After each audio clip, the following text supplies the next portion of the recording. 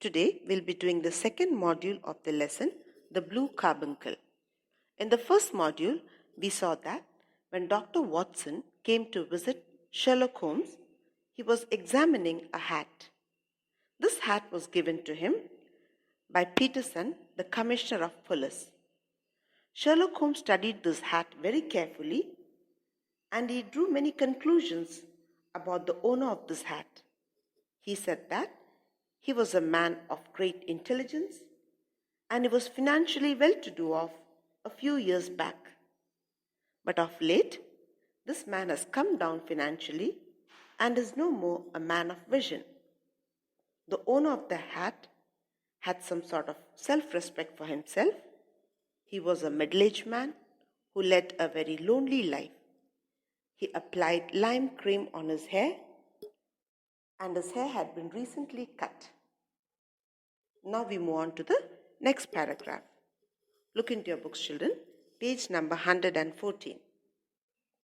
I must confess that I'm quite unable to follow you. For example, how did you deduce that this man was intellectual? Holmes clapped the hat upon his head. It came right over the forehead and settled upon the bridge of his nose. It is a question of cubic capacity, he said. A man with so large a brain must have something in it. The word deduce means find out, and the words cubic capacity means volume. So Dr. Watson is asking him, how could you conclude or how did you find out that this man was intelligent? Then Holmes put the cap on his head. It was a big hat, children. It came right over the forehead, somewhere near his nose, you can say. So Sherlock Holmes is saying, a man with a big head will wear a big hat, isn't it? And a man who's having a big head is supposed to have a large brain. And obviously, people with large brain are intelligent. Just a question of common sense. So the man had a big head. Big heads generally have large brain. And obviously, a man with large brain will be intelligent. Now, the next paragraph. The decline of his fortunes. This hat is 3 years old. These flat brims, curled at the edge, came in then. If he could buy so expensive a hat 3 years ago and has no new hat since then, he has certainly gone down in the world. So now Dr. Watson is asking him, how did you say that he has come down financially? Fortunes means wealth. So how can you say that his wealth has come down? He is no more rich. Then Sherlock Holmes is saying that the hat which he is examining now is an old one, 3 years old. 3 years ago, this hat was a huge hit that time. It came in as a fashion. The words flat brims means flat edges of the hat. And it was quite an expensive hat 3 years ago. If this man could buy such a costly hat 3 years ago, and now also he is using the same hat, which has almost become old, torn and tattered. But he could not replace it now. He could not buy a new hat now. This means that the man was rich 3 years ago, but now his financial condition is bad. Now the next paragraph. How about the foresight? Holmes put his finger on a little disc and loop on the hat, evidently meant for a hat securer, but without the required elastic band. He said, these discs are never sold upon hats, so he must have specially ordered them to be put in as a precaution against the wind. This shows a certain amount of foresight. But since he has not taken the trouble to replace the broken elastic, it is obvious that he has less foresight now. The other points, that he is middle-aged, that his grizzled hair has been recently cut, and the use of lime cream are gathered from a close examination of the lower part of the lining. Also, the dust is not the gritty grey dust of the street, but the fluffy brown dust of the house, showing that the hat has been hung up indoors most of the time. The marks of moisture on the inside are proof that the wearer perspired very freely and could not therefore have had regular exercise. The word precaution means safety, to take proper safety measures. Gritty grey dust of the street means the dust from the road, which generally contains particles of stone and sand. The word wearer means the one who wears or the one who was wearing the hat. Perspired means sweating. So here, Dr. Watson is asking, how could you deduce about the foresight? How could you conclude that he was a man of proper vision? Then Sherlock Holmes is showing him little disc and loop on the hat. That man had put a sort of elastic band on this little disc and loop so that his hat doesn't fly away in the wind. So Sherlock Holmes is saying that such discs and loops are not sold on the hat. He had specially ordered it. But now this elastic is broken and he has not taken the trouble to replace it, which shows that this man was intelligent. He was a man of vision long back, but now he is not taking trouble to take care of his hat. And the other points which he said, that he was a middle-aged man, about his grizzled hair. Grizzled hair means grey hair, and the use of lime cream. All these points he understood by closely examining the hat. He also said that the hat had a lot of dust in it. It was not the dust of the road. If this man would have worn this hat and come out of his house, he would have collected the dust of the road on his hat, isn't it?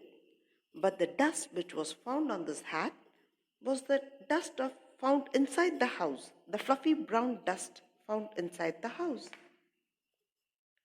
So this shows that this man did not go out often. His hat was hung inside and hence dust particles got accumulated in it. Not only that, he's saying that this owner of the hat was a man who sweated a lot and hence he did not care much about his health. And next then Watson is asking, but his wife ceasing to love him? The word ceasing means stopping. So he's asking, how could you say that his wife is not loving him? How could you deduce that from this hat? Then Sherlock Holmes is saying, when your wife allows you, my dear Watson, to go out with dust upon your hat, I shall fear that you too have lost your wife's affection. So he's saying that, Dr. Watson, if your wife allows you to go with dust on your hat, that means she's not loving you. Generally, wives are supposed to take care of their husband's belongings, isn't it? So it was his wife's job to see that the hat is clean. She should have dusted the hat. But then she did not do it, which means that the owner of the hat, his wife, did not love him much. And then Sherlock Holmes is making fun of Dr. Watson and saying that if you also go out with dust on your hat, it means that your wife is also not loving you. So let's see what Dr. Watson argues and says. But he might be a bachelor. No, he was bringing home the goose to his wife. Remember the card on the bird's leg? So Dr. Watson is saying he could be a bachelor, isn't it? How can you say that his wife is not loving him? Maybe he's a bachelor. Then Sherlock Holmes is arguing and saying, no, he was bringing the goose for his wife. It was Christmas morning. Do you remember the small card found on the bird's leg? What was written on that, children? It was written for Mrs. Henry Baker. So obviously, this man was carrying the goose for his. Now, the next paragraph. As Holmes said this, the door flew open and Peterson rushed in. See what my wife found in the goose crop. He held out his hand and displayed a brilliant blue stone. So as Holmes and Watson were discussing this, suddenly Peterson, the commissioner of police, walks in. He shows them a brilliant blue stone, which his wife had found from the goose crop. Crop means the bird's neck. And he's saying that he was shocked, he was surprised. Peterson is, you can say, somewhat excited to show them this brilliant, costly stone. Now, the next paragraph. Holmes sat up with a whistle. Peterson, said he, do you know what you have got? A diamond, sir, a precious stone. So Holmes sat up with a whistle means he sat up with a start. He was shocked. He's asking Peterson, do you know what you have got? And Peterson is saying, of course I know. It's a diamond, a very precious stone. Now Holmes is correcting him. He's saying it is the precious stone. When do we use the, children? When we know what precisely the thing is. So he's saying it is the precious stone, which means Holmes actually knows what or to whom does this diamond or this precious stone belongs to. Now, the next paragraph. Not the Countess of Mocha's blue carbuncle? I exclaimed. Precisely so. I ought to know its size and shape, as I have read the advertisement about it in the Times every day lately. There is a reward of £1,000 for finding it. Now Dr. Watson is asking, is this the blue carbuncle belonging to the Countess of Mocha? Now the word countess is the feminine gender of the word count. Count and countess, they are the noble rank. It's a high rank, you can say. So the countess had lost a blue carbuncle. Blue carbuncle is a rare gem and it has got a very exceptional value. Now, when Dr. Watson asked him, is it the blue carbuncle belonging to the Countess of Mocha? Holmes is replying, exactly so. The word precisely means exactly. He's saying that he had read about it in the newspapers. And the Times, the word the Times referred to the name of a newspaper. And he's saying, a reward of £1,000 have been declared for this.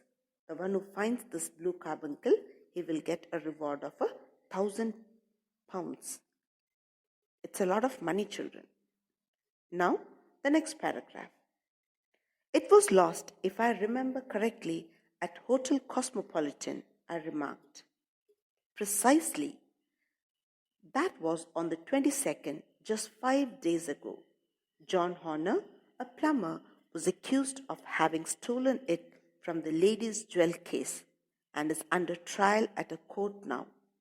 James Ryder, attendant at the hotel, gave evidence that Horner had been alone in the countess' room, mending a bar in the grate, but the stone was not found either on Horner's person or in his house.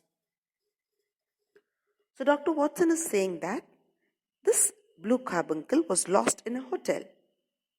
It was lost in Hotel Cosmopolitan. And then Dr. Watson, when he said this, Holmes is replying that that is exactly what happened on 22nd. Just 5 days ago, he's saying that. So what date is today? Or the day when they're discussing it? It is 27, 2 days after Christmas. And John Horner, a plumber, that man was charged of having stolen this blue carbuncle from the Countess of Mocha's jewelry case. The word accused means to be charged. And an attendant or a worker in a hotel named James Ryder had given a false evidence saying that he had seen Horner taking it from that lady's jewel case because he was in that hotel room that time and he was mending a bar. And when the police searched, they could not find it. Now the next paragraph. Holmes was thoughtful for a moment. Then he said, we need to solve the sequence of events from the disappearance of the stone at the hotel to its reappearance in the crop of the goose. To do this, we must find the gentleman from whom the goose came, and the simplest way of doing that is to put an advertisement in all the evening papers. Give me a pencil and a slip of paper. found at the corner of Good Street a goose and a black hat. Mr. Henry Baker can have the same by applying at 6:30 this evening at 221B Baker Street. Here you are, Peterson. Have this put in the evening papers. And the stone? I shall keep the stone. Peterson, just buy a goose on your way back and leave it here with me. So now Sherlock Holmes was determined to solve this case. So he said, we have to somehow find out how did this goose get this blue carbuncle. Goose is not going to eat a diamond, right? So he said that the best way is to find the owner of this goose and the hat. And to do that, we can put an advertisement in all the leading newspapers. So he took a pencil and a slip of paper and he wrote that at the corner of the Good Street, a goose and a hat was found. Mr. Henry Baker can come and take it by 6:30 in the evening. He even gave the address as 221B Baker Street. Then he told Peterson to put this in the evening newspapers. Then Peterson asked him, what should I do with this stone, with this diamond? And he said that